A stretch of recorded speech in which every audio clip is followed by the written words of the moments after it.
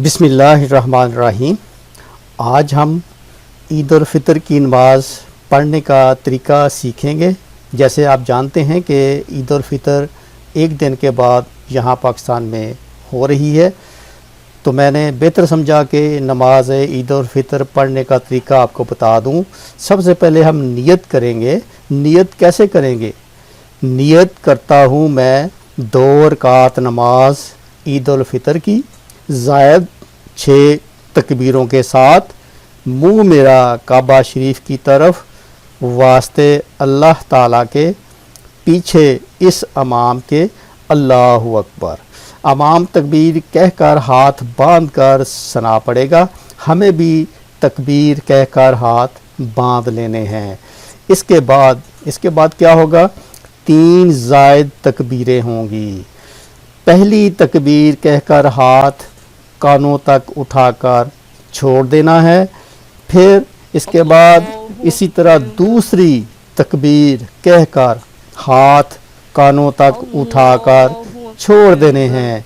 अब तीसरी तकबीर कहकर हाथ कानों तक उठाकर बांध लेने हैं। इसके बाद इमाम किरात करेगा, यानी सूरह फातिहा और कोई सूरत पढ़ेगा, और इस रुकू सजदा करके पहली रकात मुकम्मल हो जाएगी।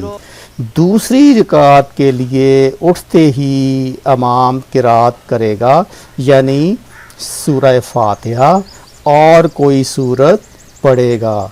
इसके बाद रुकू में जाने से पहले फिर 3 ज़ायद तकबीरें होंगी।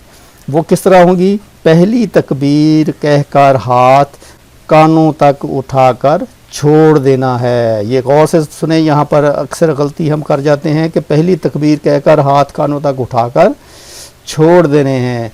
फिर दूसरी तकबीर कहकर हाथ कानों तक उठाकर फिर छोड़ देने हैं, और इसी तरह तीसरी तकबीर कहकर हाथ कानों तक उठाकर छोड़ देने हैं। यहाँ तक 3 ज़ायद तकबीरें मुकम्मल हो जाएंगी। अब इसके बाद बग़ैर हाथ उठाए तकबीर कहकर रुकू में चले जाएंगे। दोबारा सुने कि अब आपने क्या करना है।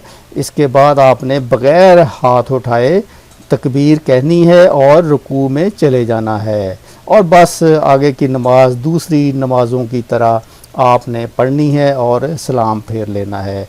वो आप पहले नमाज पढ़ते रहे हैं, वो जानते हैं, लेकिन चूँकि ईद की नमाज हम 1 साल के बाद पढ़ते हैं तो इसमें कुछ गलतियां करते हैं। तो ये उम्मीद है कि आपको ये वीडियो पसंद आई होगी। अगर पसंद आई है तो इस वीडियो को लाइक करें। ओके, अल्लाह हाफ़िज़, अस्सलामु अलैकुम।